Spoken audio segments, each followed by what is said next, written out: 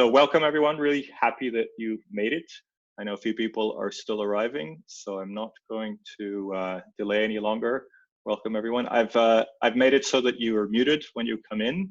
The idea is not to keep you muted necessarily all the way through, but I just want to kind of explore some kind of best practices and everything. So I wanted to kind of lead by example a little bit. Just check one thing. Are you seeing my little presentation screen, I assume, right? That is what you can see. Okay, excellent. So let's get started. I'm going to share some ideas and then we're going to have some polls and some discussion. And I really want to kind of get your feedback as well on if any of this that we're doing this is useful. I'm really created a lot of this content or put some stuff together based on, I took the DES course a couple of years ago, the Digital Event Specialist. So I learned a lot from that course about hybrid and virtual meetings. I've also been having lots of conversations with event technology people, AV people about what they're recommending, what they're using. And I've read a lot in blogs and forums. So really, I just wanted to kind of try to condense that into the most useful kind of conversation, the more useful bit of resources that I can. And really, that's what this is all about. And the other thing I wanted to kind of start off with is, I think as meeting professionals, as event planners, as event designers, you got this. You're uniquely positioned to really be able to help people with their own, virtual hybrid meetings, whatever you want to call this. So hopefully this can help you do that. I think in my mind, whilst the details change, what you used to think as a venue, for example, might now be a platform, where you actually run the meeting, interaction design, communication, staging, all these kind of things, they all still apply.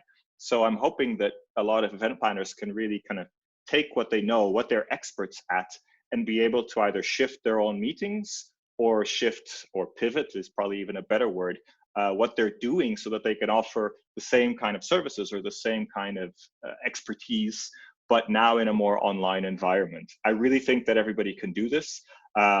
Possibly with the exception of kind of catering specialists. Unfortunately, we're in a kind of, buy your own meal or organize your own food kind of situation now. But other than that, I think there's a lot of expertise in this community that we can really use.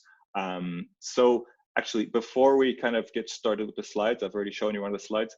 I'm going to launch the first poll. So I'd love you to reply to this question, really about how you're seeing the COVID situation, the coronavirus, affect your business. I'll leave the poll up for about 30 seconds, but please jump in and vote how you're seeing coronavirus affect your business. And I will share this afterwards with everybody as soon as people have voted.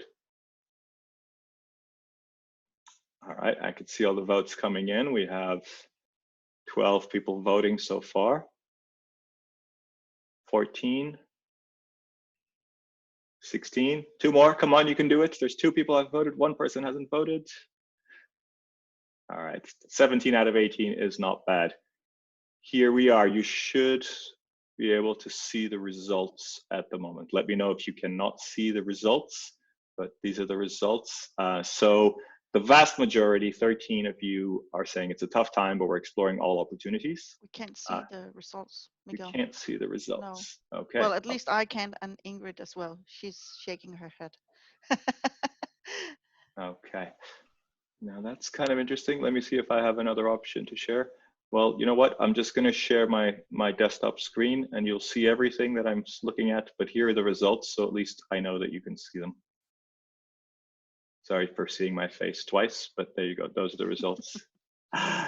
So most people are saying it's a tough time. We're exploring opportunities. I'm really happy to see 3 people are pivoting online and helping clients. And there's nothing we can do. The best case scenario is postponing, unfortunately, 2 people. This is a tough situation. Absolutely. Let's hope we can move a few more people into the other categories if there's even a possibility there. I will just change my share back to where I was. So I'm gonna get on with the slideshow, which is this, let me know if you can't see the slides, but that is where I am at the moment. So the first point I wanted to make is this, we can't really replicate live events online. it's not really possible. And I think the more we can kind of be honest with this, the better solutions we can provide. Face-to-face is never really, you can't really recreate it, but you can create really, really amazing experiences online. So I think it's really a point worth making. And these experiences can vary from all the way from just simple streaming, which you can do through YouTube or Facebook or any of the social media channels.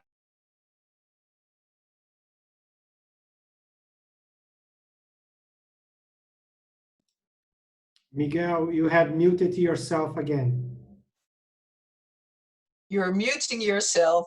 I'm muting myself. I'm sorry. I need technical support. We'll get to that later. This is like exactly how not to do a whole webinar. There you go. You should be able to hear me well.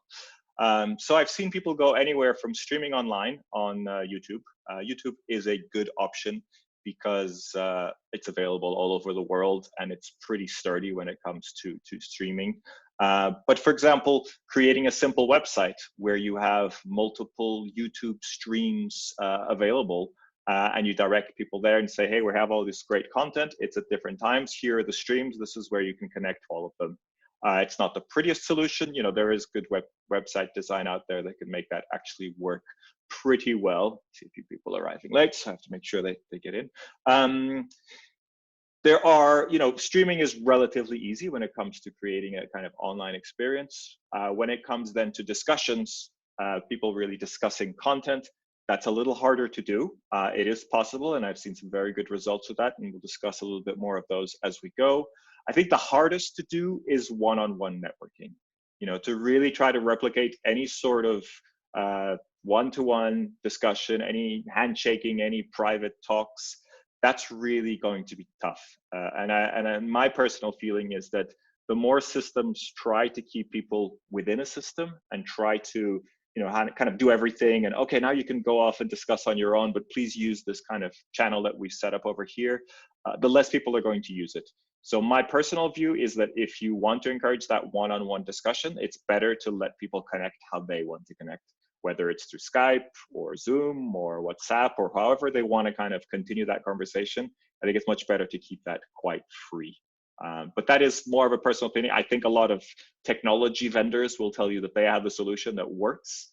I know from personal experience, I would never, kind of use a new piece of technology to do kind of a one-to-one discussion if I had another way to do that. So second point I wanted to make is this is where I think, us as event planners, designers, conceptual people can really excel also online. It's considering everybody's objectives.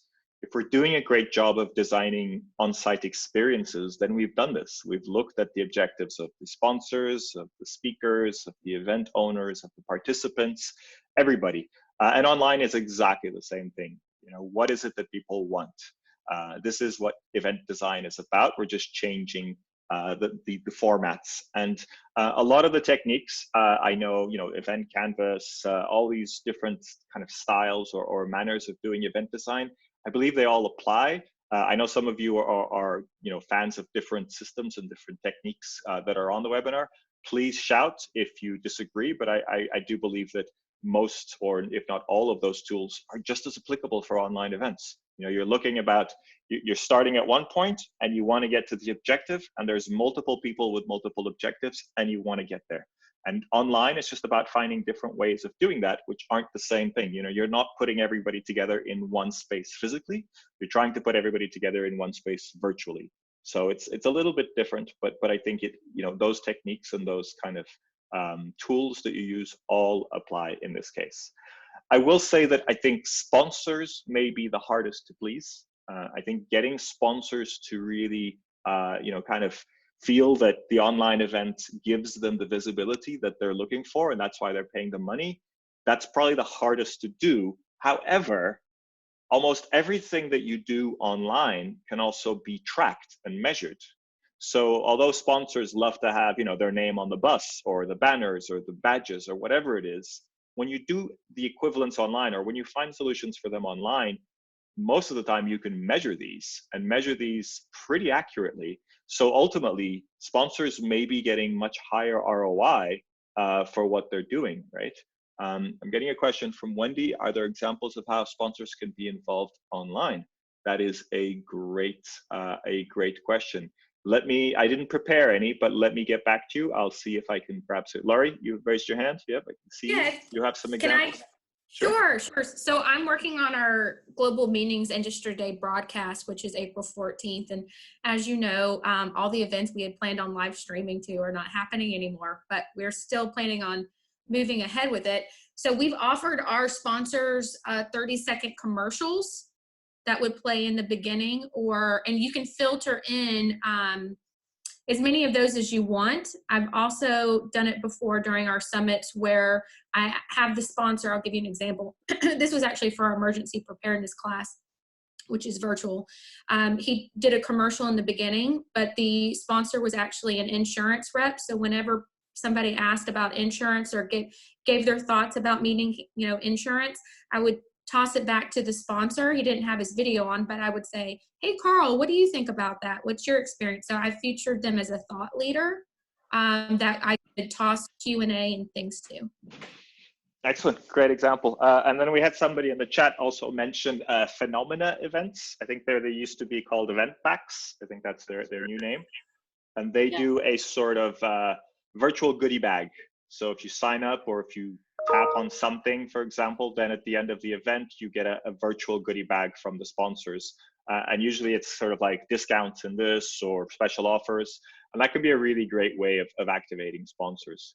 So there's definitely some good ideas, and that digital world doesn't have to be super technical. It doesn't have to be, Google Analytics and all this kind of stuff. It can be kind of pretty direct things. I think I really like that example. Thanks, Laurie.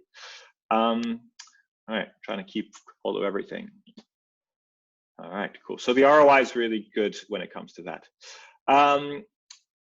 So the next point I wanted to make is to design the whole experience. And this is where you can get lost a little bit on the technical side of things. For example, things like registration pages, designing that UX so that people land somewhere and kind of understand exactly from a digital perspective how to engage with an event, what to do, all these kind of things. But think about all the things that you can't really do in real life or don't normally do. So for example, I don't think anybody answered the questions, but when I sent out or when I put up the link for the registration for this webinar, I sent, I put a few questions in there saying, what would you like to hear? What kind of events you're doing? I made them optional, so I think everybody kind of skipped past them. But you can do this kind of thing. Obviously, you can do this for real life events. But the link to then the online kind of solutions, for example, putting people in particular chat rooms or organizing things in certain ways can be done much simpler when everything is online. The polling thing feature, I've heard a lot of people mention that polling is very, very important for any kind of online events. And you'll see that I've included 4 different polls throughout this little talk. So to keep everybody engaged. Really, really important. There's also Q&A options. You'll notice I'm using the webinar version of Zoom. If I was to upgrade, the normal version of Zoom, the meeting version of Zoom, if I was to upgrade to the webinar version, there's also a Q&A option, which makes the kind of discussion a little bit more smooth in larger groups. So a lot of tools have different kind of technicalities or technical options. The other thing you can do is share links, in the chat function. But I would say this, be very careful with the idea of sharing links and sending people off on a tangent, because as soon as you send people to a different website, the chances are you've probably lost them, right? So while polls can keep people engaged and involved in your particular, whatever you're talking about, if you share any links outside, there's a good chance that people will, get lost, and that's really not a great thing. The other thing I'd say to this point is that it's really easy, and I will do this with this session, to record the session and then repurpose that. That could become a podcast. It can be a video recording that you put on the website. It can be turned into little social media snippets. So in many ways, you're kind of creating content as you go. And that can be incredibly powerful also for the marketing team. So keep that in mind, whatever you're thinking about, designing this experience that starts from announcing and all the way to the kind of survey afterwards and everything in between. Next point I wanted to make is to partner with professionals. And I wanted to make it clear that this session is not supposed to be a sales pitch. I'm not trying to sell any services at any point. I'm just really trying to share experience. I don't do virtual meetings and webinars, although can do. But I think it's really important to make sure you understand the steps of the chain and to get, you know, professionals involved. If I was charging for this webinar, I would definitely be running it from a very different technical perspective. And I'd like to have people involved, you know, making my lighting look better, making the camera perfect, making the sound great. You'll notice I'm wearing headphones, Bluetooth headphones. Hopefully the sound is pretty good, but it's not going to be as great as a, you know, if I was to record this in a professional studio with a good camera, all these kind of things. So there's lots of different kind of professionals that can be, you know, can get involved. And I think they're worth considering, you know, especially for paid events, content providers, professional video services. And then you have the full service kind of companies, the webinar softwares, the InExpos, those kind of things. We'll come to some tools later on, but you have companies that are dedicated in doing, you know, the whole full service system all the way through. So consider that depending on the things. Mapping out all the interactions. This can be really, really tricky. And this is the bit that I would say probably almost always requires some professional help.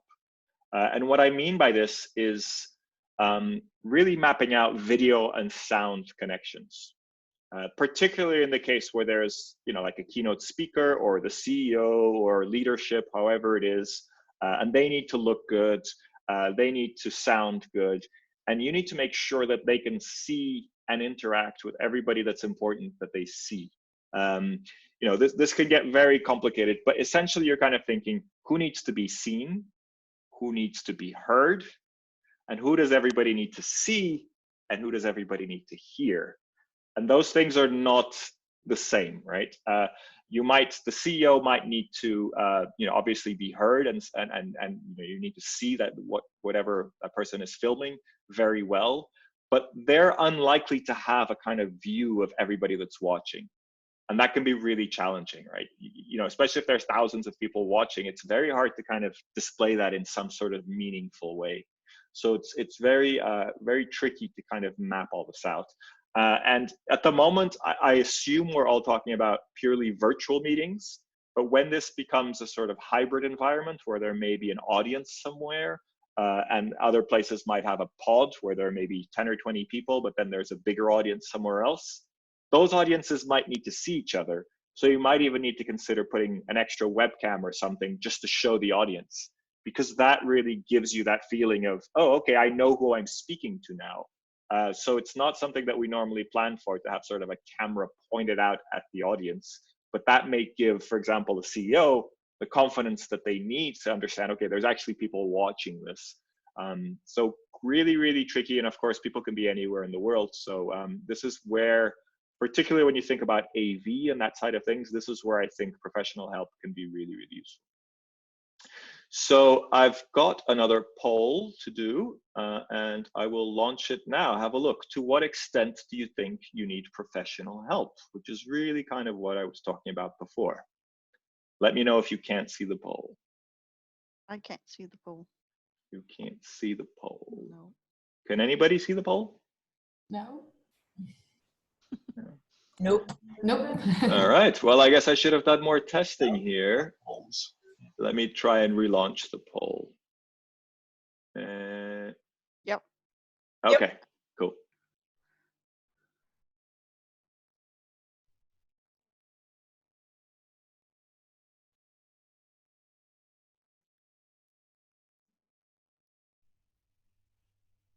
I think I'll go get my guitar and I'll play a little like background music for everybody to do the poll and be like, ding, Yeah. chicka, ding, chicka, ding, chicka, ding, chicka, ding, chicka, ding, chicka, ding, chicka. You don't even need the guitar.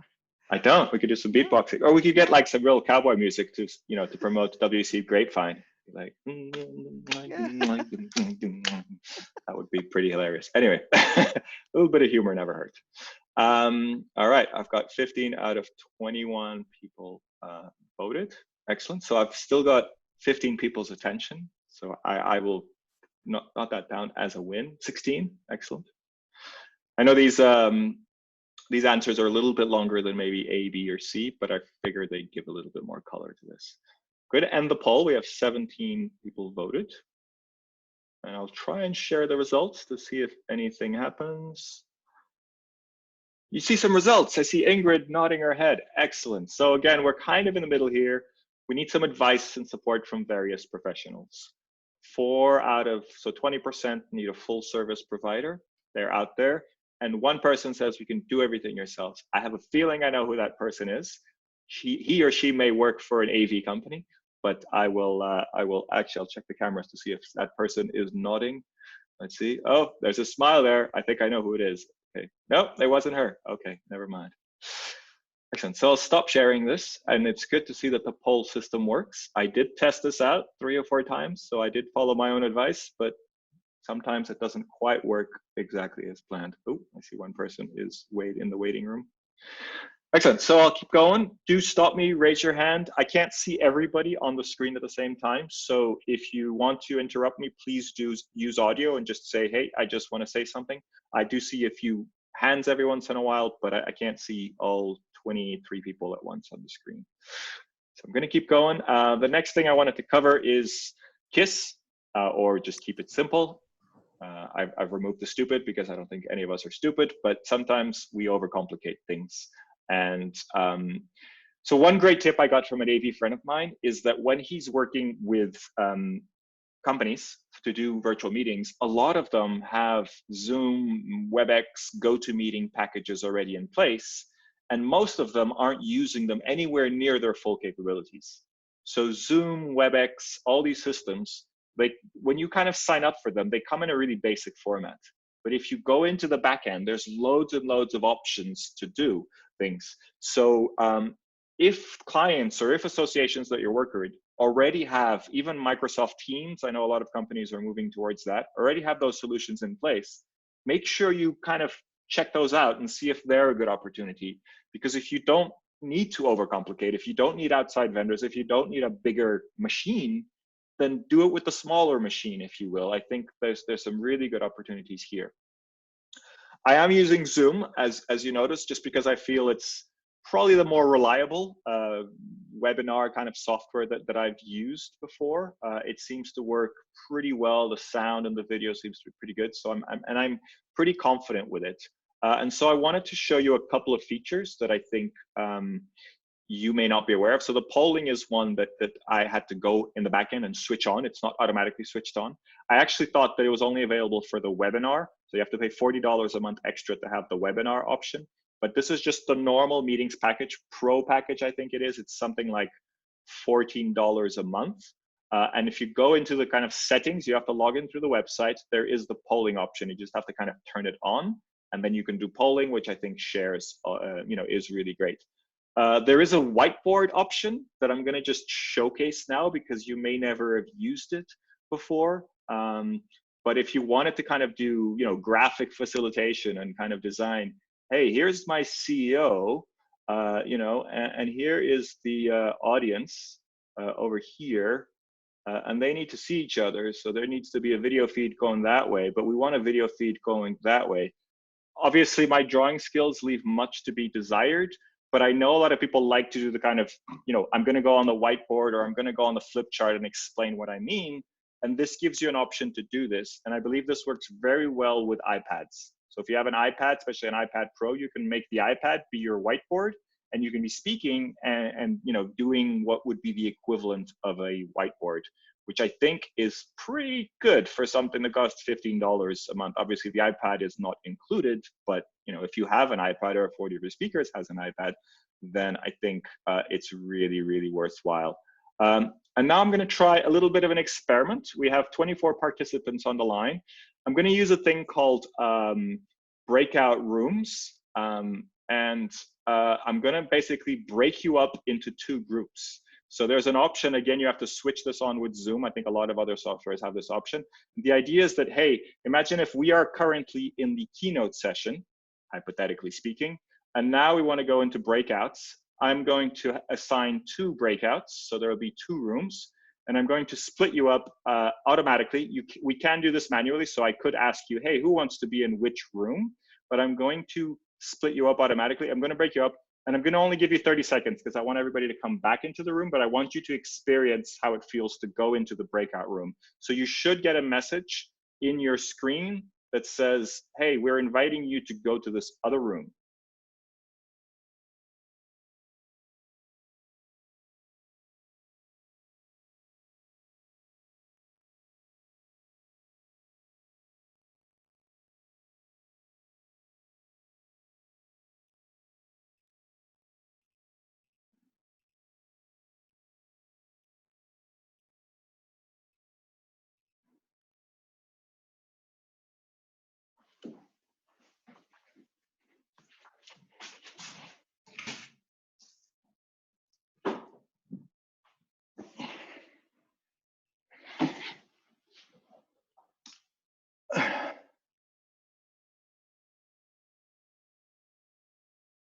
Okay, welcome back. Sorry if that wasn't the most exciting experience, but I thought it was worth. Pretty cool. That was good. Okay. Yeah, good. that was pretty cool. Okay. I actually have the experience with some webinars with MPI, and it always works really, really great. So I really like this. Okay, excellent. So this is, and you know, I can kind of ask you which room you want to be in and then assign you. Some of you I kicked out of one room and sent you to the other room. And that was just a bit of an experiment from my end. Sorry, that was a bit mean if you were having a chat, but I was just trying to figure it out. I also realized a sort of interesting feature of this, because I'm trying to keep everybody engaged by doing polls every once in a while, you know, to make the content resonate. But also, if people aren't clicking OK to join a breakout room, I know they're not paying attention. So I know exactly who's watching or who's not when I kind of do the breakout rooms. Can I ask you something, Miguel? Of course. Do you have to assign a specific breakout room, or like you say, you can, because beforehand you never know exactly who's going to be in the live activity. So you can name rooms. So if I kind of decided that, hey, we're going to split up and now talk about these 4 different topics, I could name the room specifically, and then in the chat we could say, you know, who wants to join which room, and I could assign them manually. So you can kind of prepare it in advance and move people around. I would say, you know, if it's somebody's really paid a lot of money for this conference or whatever it is, I'd say make sure that you have a moderator in each of these breakout rooms. You know, don't just assign people and go, okay, go crazy, because, you know, depending on how complex the system is, it could be quite tricky to kind of keep everything, you know, managed. So do kind of keep that in mind. I have a question or comment from Eric. Thanks for joining. Eric says, this is only in the pro paid version. Yes, this is I'm using a pro subscription. It is the $14, $15 a month. So it's really not that expensive. And I think I can have up to 100 people on a call using this subscription. So, okay, this won't be, you know, an EMEX sized event, but it'll be a pretty decent sized event if we have 100 people on here. I'll go back to sharing my little screen, but thanks for bearing with me, and I hope you enjoy that. I did want to mention one other software, and I'll put some options on the list a little bit later of kind of different options that I've been looking at. But there's a software that's quite interesting called Hey Summit. And why this is interesting for me is that they don't actually do the video conferencing bit. So what Hey Summit does is it kind of creates a whole registration system, an environment, a sort of wrapper, if you will, for you to use Zoom in it. So you kind of buy, I don't know, 3 or 4 Zoom licenses if you have 3 or 4 different events going on. And then you use Hey Summit to kind of make it into an event. And so people can register, people can create a profile, these kind of things, and then it integrates with Zoom. So I figured that's a pretty creative solution. I haven't tried it myself yet, but I've heard some good feedback about it. So just wanted to make you aware that Zoom, although it is a webinar software, it's pretty powerful and it can go way further than I think a lot of us, you know, currently or normally use it. I'll move on, and I've already talked about this a little bit, but I really believe that whenever you do any sort of online events, there needs to be just one focal point, one place where people register and go, one website or whatever it is that really gathers everybody together. If you're kind of doing, okay, we're going to use Zoom for the webinar, but then we're going to use this other software to do something else, and then you have to register over here somewhere else, it's really going to lose people, and particularly people that may not be as, you know, comfortable online as you are. There's a good chance that you're going to lose people, and really I would avoid that as much as possible. So, you know, even doing something on Facebook could be good, but I wanted to say Facebook because I know in China people don't use Facebook. So if you have a Chinese audience, don't make your one single focal point a Facebook group, for example, because they're not going to be able to use it. So I think that's really important. This is not to say that I don't recommend using something like Slido or Glisser, for example, for audience interaction. I think those systems are very, very good and very powerful. They can do way more than what I'm doing here with Zoom. But if you're going to do that, then make sure that you can still kind of give people instructions in one place rather than kind of split them up many different times. Remember, if you have any questions, any comments, do stop me at any time. The other thing I would say is make sure you design how the system should be used. So, and I believe this is more than just saying, hey, we're going to be using Zoom for our meeting, or we're going to be using Hey Summit for our meeting. Well, Okay, but there's probably a million different ways to use Zoom. Do you want people to have the audio on? Do you want them to have their video on? How do you want them to interact? Should they interact in the chat? Should they interact privately in the chat?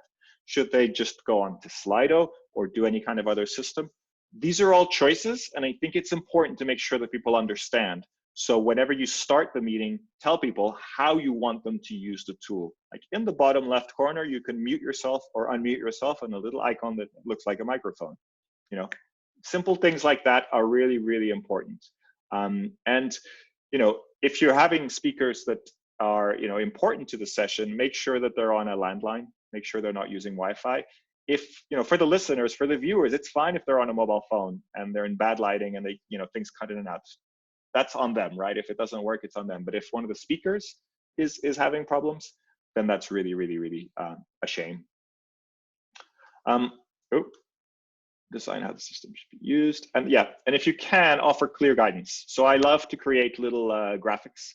I love to create little little visual kind of cartoons, almost saying, hey, let's explain how this is going to be used. Let's figure out, you know, let me give you some ideas of how to use this. So rather than give people a big document of how they should use the system, some kind of like simplified list or simplified version of that, I think is really, really good and can be really, really important. I've already discussed this a little bit, but moderators can really be your superhero, particularly if you have many, many different rooms. I would always have a moderator, one per channel, I would say, or one per kind of breakout at least. And this is not the speaker. You know, if this was a paid event, I would expect there to be a moderator and I would expect to be a speaker. Very important to have those distinctions. Again, we kind of, in a best case scenario, would do this for live events, but we don't always think about it for online events. So really, really important to have the speaker.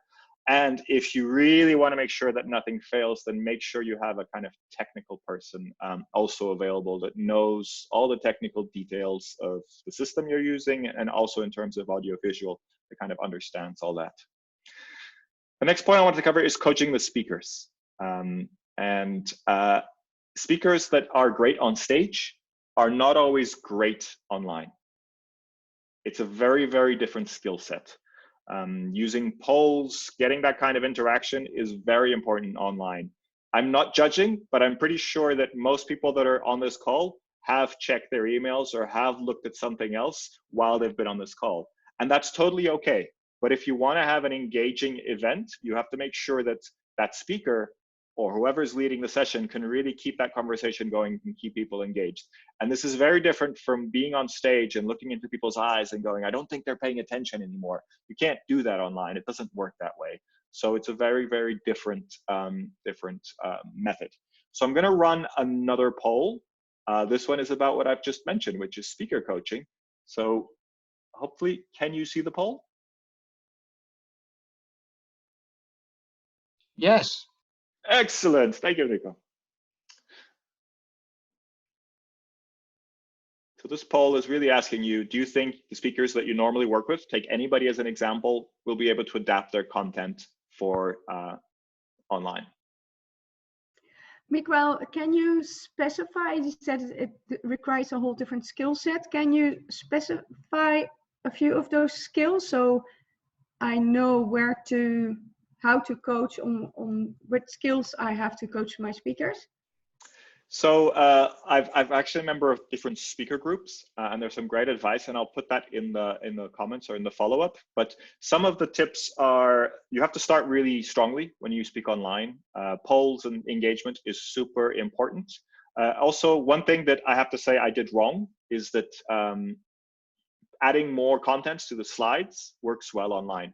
So really the kind of normal instructions for great speakers on stage are, don't put a lot of bullet points in your slides. But actually when you're doing things on a webinar, people have a lot more, you know, they can hold much more attention. They're looking at a screen. So having detail or having more content on each slide is okay, or having more slides. So whilst on the stage, that can be very distracting. And, you know, when you have the tiny little print or the big graphs, that's really not good. But when you're doing it in a kind of online version, that's a lot more reasonable. So little things like that. I think a lot of it comes from experience, and particularly that idea of feedback, not getting that feedback from the live audience. If a speaker is not experienced in doing that, that can be really troubling. That can be really, really frustrating. And I think a lot of speakers, if when they do their first kind of online event, they feel like nobody was listening. They feel like they're talking to a blank thing. And it's really important that they understand that that's not the case. And I think that's why that interaction is also important from the speaker side. I had a great example from the guys from 365, being successful 365 days a year. What they actually do in their webinars is constantly asking through the chat, if you agree with this, say yes, say yes, say yes. And then you see this chat exploding, which is kind of exciting as well, because people can see who's actually watching. So that pops into mind as an example of yeah, I've seen some speakers do that, and some people just say, hey, just press #1 on your keyboard if you agree, or something like that. And keep it really, really simple. So it's not like type anything out, just say, hey, press #1. So yeah, I've seen those examples. Cool. Yeah, cool. So I'm sharing the poll results. I think most people said with some guidance, speakers confident that the speakers can do it, which is great. I would add a little bit of caution here. I know this point seems a little bit redundant, and I know we have quite a few speakers on this call as well, but do please check with your speakers to make sure that they're very competent, and see if they've had a lot of experience before. I think that's super important. The other thing is make sure speakers look and sound great. I mean, this sounds really obvious. I don't want to show you the rest of my house, but if you notice, I am speaking to you. I've got the camera at eye level, right? So I'm speaking to you, looking at you roughly. I'm looking a little bit down because I'm kind of looking at my notes. The webcam is always sort of at the top of the screen, but I've got the camera at eye level. I've got a big window behind the screen, so I've got a lot of light facing me. I know, Fehan, I don't want to pick on you. Wendy, also the same. You have a lot of light behind you, which if you were the speaker, I would recommend against. And I know it's a bit awkward to be looking at light, but if you're being filmed, if you're being the main speaker of an event, that would be really important. I would also recommend using a wired microphone, so not the computer speakers, the microphone from the speaker. The little microphone that comes with your phone, as long as it works with your computer, is actually pretty good because it's close to your mouth. I know you're using one, Wendy, and that actually makes you sound pretty good. Not, professional, but it's much better than using the sound from the computer. So those little things can be really good. Obviously, if you're going to go for a bigger production, then a great option is to hire an audio studio or hire a video studio for the day and have your speakers do their sessions from there. It's a little bit more like a stage, but it'll make them really look good. And as long as you have the bandwidth, you can really do this from any audio or video studio. Another tip that I wanted to just share with you, and I think you saw this when I shared my whole screen. So I'm going to stop sharing the one slide that you can see, and I'm going to share my whole screen just so you see what I mean for a second. Is that I realized that, see, my notes are over here on Evernote, but my slide is only this little page over here, right? And the reason I do this is I want to look at all my notes, but I don't want you to see all my notes. If I had a more complicated screen, or a separate screen, I could share just one screen over there. But in this case, I kind of minimized everything because I'm just working on off a laptop. So I'm actually saying to Zoom, hey, don't share my desktop or don't share what I'm seeing. When I choose what to share, I only share, in this case, I'm using the preview app on a Mac.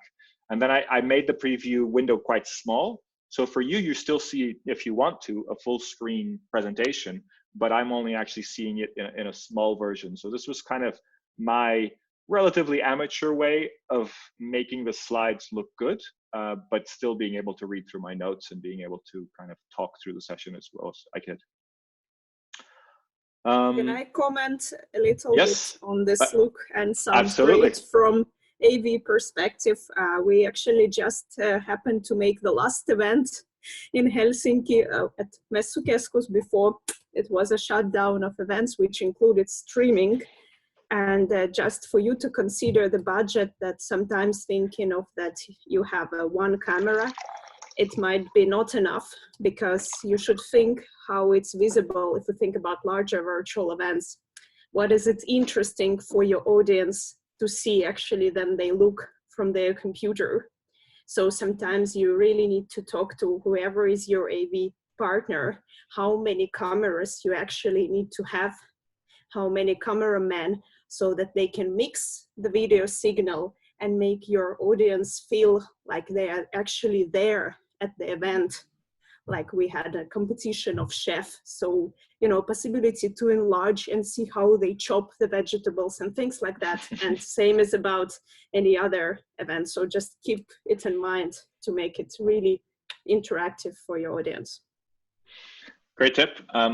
Also, one thing I wanted to mention that I forgot earlier is that you're creating an online experience. Now, we assume that everything is live, but it doesn't have to be. If you have great pre-recorded video of whatever it is, and you play that, that can be part of a shared online experience as well. So, keep that in mind. Like, it doesn't have to be live all the way through, and that could be really, really complicated. So if you have pre-recorded video, for example, a CEO speaking, if there's not a really good speaker, it may be better to pre-record that video and then have a Q&A kind of session, or maybe have a poll in between somewhere to keep the engagement, rather than risking a really bad kind of online talk or anything like that. So keep that in mind for that. I had a comment here from Lori saying the internet line is what's costing me so much. 7K per each room live streaming. This is for the hybrid event. Okay. This is, yeah, I was just going to mention it's the streaming cost. I mean, it's different if you're doing on something like this, but for WEC to add a hybrid component, it's the internet that's costing me so much. Yeah, that's a shame. Do you have, so this is using the in-house internet in the room, right? Yeah, we're at the Gaylord and it's just so pricey, and they do need an increase in bandwidth more than just a regular drop. I've had luck with the company willing to do in kind in terms of the actual streaming company, but it's the venue that is charged. So this could be another option. I don't know if it'll work, and I don't know what the rules are, but I know that a lot of online streaming companies actually also offer a 4G connection for the stream. And the way this works, Valentina, you might be able to give me some more technical things, but the way this works is they have a kind of mobile router that actually takes 10 or 12 4G cards. So it's like having 10 or 12 4G cards in one system, and they spread the bandwidth amongst them. And this is really for if you want to do a really high-end Facebook Live production or something like that, and you're like moving around. So you're kind of getting to the level almost of live TV transmission, but sometimes it's a way, and there may be rules against it. So I don't want to put you in a difficult position, Lori, but there may be a way of kind of saying, hey, we're not actually using your internet. We have our own system that we're doing the 4G. Don't know if it's an option, but I've seen this done, and it actually works really, really well. Can't hurt to ask. Exactly. All right, so last few points, and we're kind of wrapping up pretty quickly, which is good. One thing that I learned from my AV people, Valentina, I'm sure you'll be a big fan of this as well, is offer tech support. And this can be from the AV side, but also just from the Zoom side, right? If you have especially older attendees, professors, scientists, whatever it is, a lot of them just don't know how to use computers very well. If you want to make sure that whatever online event you're doing is a success, it's great to have a kind of 24-hour, if you can, hotline to help people use it. How do I install Zoom? Does it work on my system? How do I install WebEx? Whatever it is. I can't hear anything. So having, even if it's a volunteer or a group of volunteers, help on the phone or over chat or however you want to do that, that can make a difference between people saying, hey, this was just a crappy webinar and I couldn't see the picture anyway, to actually having a really good online meeting. So I thought that was a really, really good tip. Not cheap, unfortunately, but I think it's really worth making sure that people know exactly how to do it. Next step I want to make is not avoiding distractions. Sorry. Again, you have people sitting in front of a computer watching a online event. Getting distracted is 99% chance of that happening. The more you can get people to avoid distractions, the better chance you have of having an engaging event. And it's chicken and egg, right? If you're having a really engaging event, then it's really likely that they'll avoid people getting distracted. But keep that in mind when you're designing the experience. Anytime you send people off in a different direction, anytime you have non-live video being played for 5 minutes that they could just watch on YouTube, you know, it's a good idea if you have to put some stuff that's not live in there, but if you make the whole thing not live, you know, I've seen some online experiences that are sort of 3 hours of pre-recorded video. It's like, I don't think I want to watch 3 hours of pre-recorded video. That's just not that exciting, right? So, you know, keep that in mind. And then the last thing is test, and test again.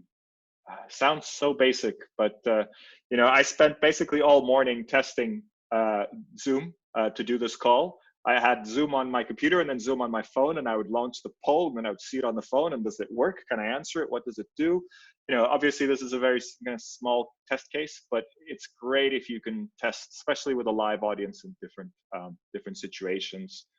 So please do think about testing everything. And rehearsing with the speakers. That for me, I consider that also testing. So I'm going to launch the last poll, and I'm going to actually play some music for you while you answer the last poll. And here we go.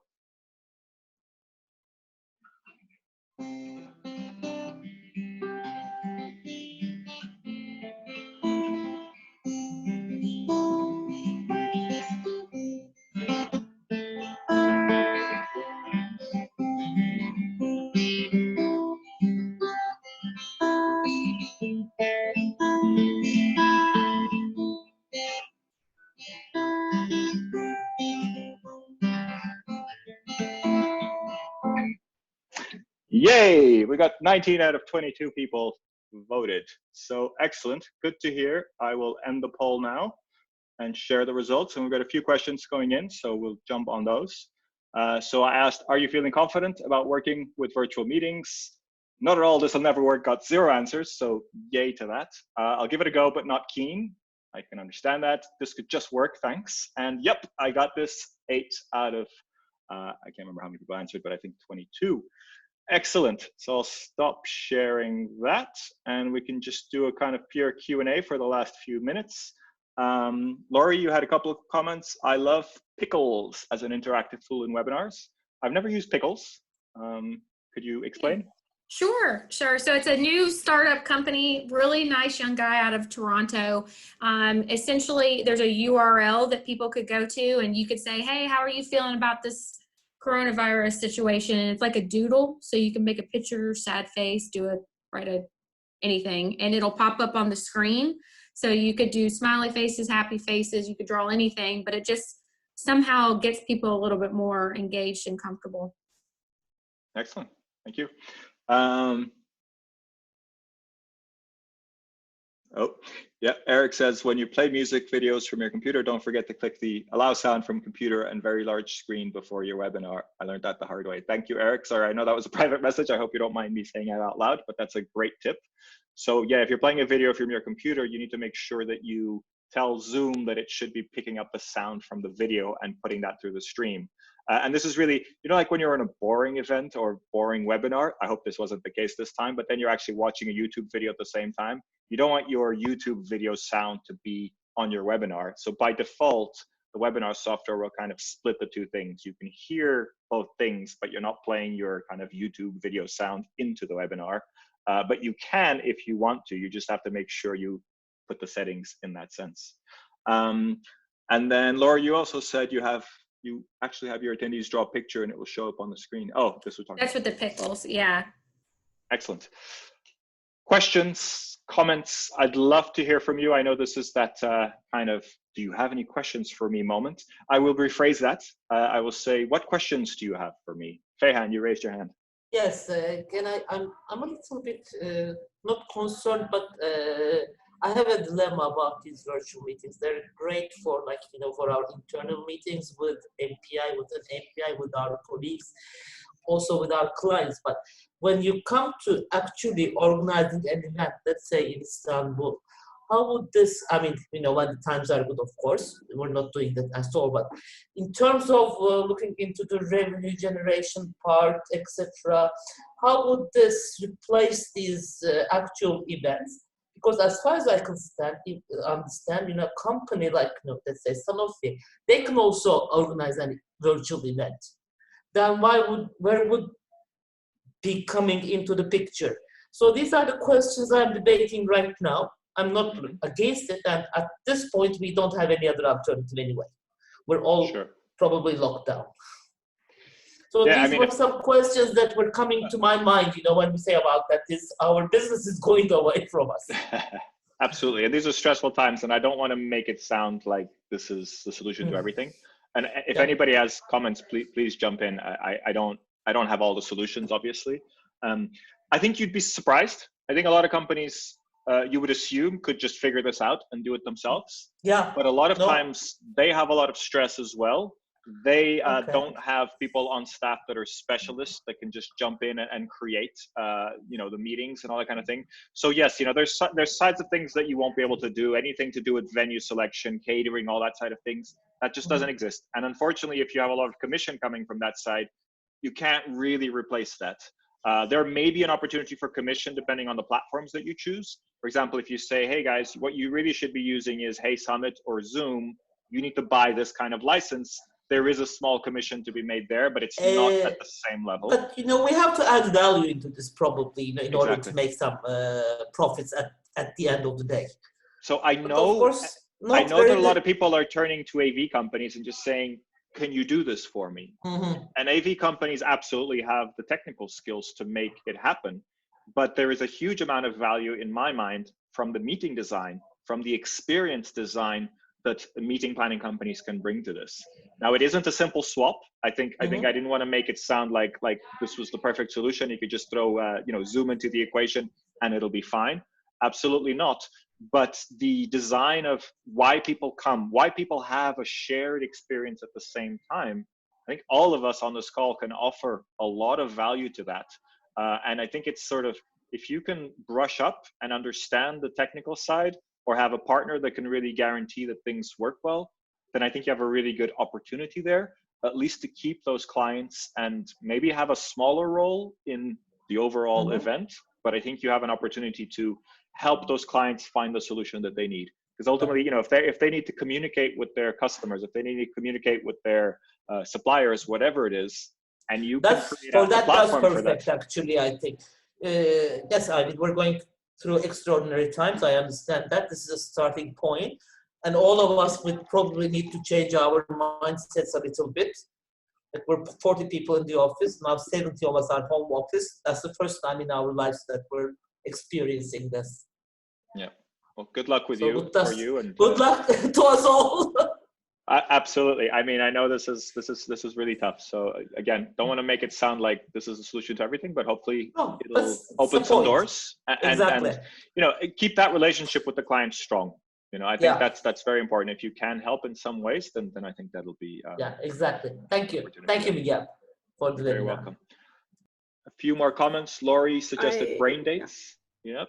Valentina, go ahead. I just want to say that maybe event designers, they can now pair up more with technical companies as an option, because technical companies we see still from technical side. And as Miguel said, we really need event designers and event creatives who can make a virtual thing more real. And then you will create not just a basic webinar or a basic meeting, but you will create a real experience for your audience. And for that, meeting designers, you with all your experience that you have, they are really needed.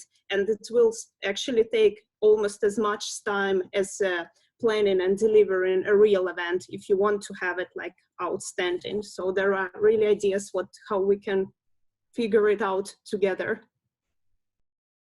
Yeah, I think the important message for both of those is, I don't think we should assume that people will figure this out anyway. And the more we can offer design, technical side, if that's what you can offer, whatever you can offer to make these virtual meetings an option, I think is worth at least having that discussion. So yeah, I think it's perfect. And I like what you said there, Valentina, if we can partner with each other or find ways of joining forces and filling in the gaps, I think clients will really appreciate that. At least that's what I'm seeing. A lot of people going, I can't figure this out by myself. I have too much going on, too much stress. So, can somebody help me to solve this? Hopefully we can do that. I see quite a few people are jumping off. So any more questions? Yep, go ahead. I think someone wrote it already there's in the chat before, but I had the same question that what you recommend is the time or like length of a virtual event, because I don't think it can be like we had to cancel a two-day conference from April, and we're probably gonna have it in the fall, but we're thinking about having as a replacement some kind of webinar or something, but that obviously can't be for 2 days or not even 1 day. So what's like, is there a recommendation about how long it should be? Well, the way I see it, please anybody else jump in if you have other options, but the way I see it is, don't think about it necessarily as a 2-day experience anymore. The social networking, the meals, all those kind of things, those are out, right? So what you can do is focus on how much content you have, how long is the message, where is the value when it comes to content and communication. And because it's so focused online, even there, you can probably condense it a little bit. So let's say you have 2 days and you had maybe 3 or 4 hours of actual content. You could probably condense that into just 1 3-hour webinar or something like that. I'd say about 50% of the time that you would have online, you could condense that into an online experience. But I would preface by saying that has to be a very well-produced online experience. They have to be 3 great hours of content and interaction, because if you make it 6 hours and everybody's sort of in and out, you're not keeping everybody's focus, and you still want to have that energy in one place and one time. So about 50% is sort of the number that I would imagine in terms of the pure content. Eva, I love the child interaction. If they have questions, please include them. Can I add something to that, Miguel? Of course. Because I was thinking maybe we could split it into different like webinars or online experiences, because mostly when we talk about experience design, we talk about that people want to make their own choices. So maybe if you have like a 2-day conference, you have, I don't know, 15 speakers, but that nobody will listen to all 15. So maybe they'll pick one here and one there. So if you like divide it into different webinars or different online experiences, like single ones, then you can pick and choose whichever you want to hear. Does it make sense? Absolutely. I think choice and also giving people time to digest and understand what they've just watched, I think is super important. The one thing I'd say, if you're going to split it up into like, a whole series of 12 days of, 1-hour webinars, you may miss some of that energy, because you want to kind of get that focus of energy in one place. And like we're having right now, we still have something like 18 people on the calls that are talking to each other. Now, wherever you can do this, I think it's much better than having just a pure stream where there's a screen playing something and you can sort of watch or not. That's not really the same kind of shared experience, right? So I think the idea of creating some sort of shared experience, even if it's just through chat, I think is super key to making it engage and sticking it together. Yeah, maybe you can do it like together, but still separate somehow. And just making sure that people don't sit in front of the screen for like 5 hours and get all weird. Yeah, I think that's unreasonable. It's Yeah. unreasonable at a real event. Now even online it's even harder to do. Miguel? Yep, Eric? Yeah, just sharing. I have some friends have live events that have switched online now, and what they're doing, definitely shortening the length of the content, but they're also doing breaks with yoga online. Some is using a DJ online. They're doing meditation with some of the breaks, and they're also I don't know how long it's gonna last for that to be able to do so with the lockdown, but they have arranged for a bag of swag to be delivered at the house of the attendees with an Uber Eats cart with some elements, which is really bringing everything all together. Just wanted to share that. Yep, excellent example.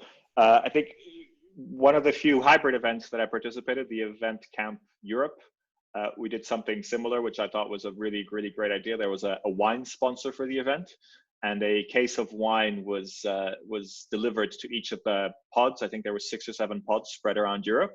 And then once the event was over at 6 o'clock, we all shared a glass of wine. So we all had the same wine with us, and then we kind of cheered each other.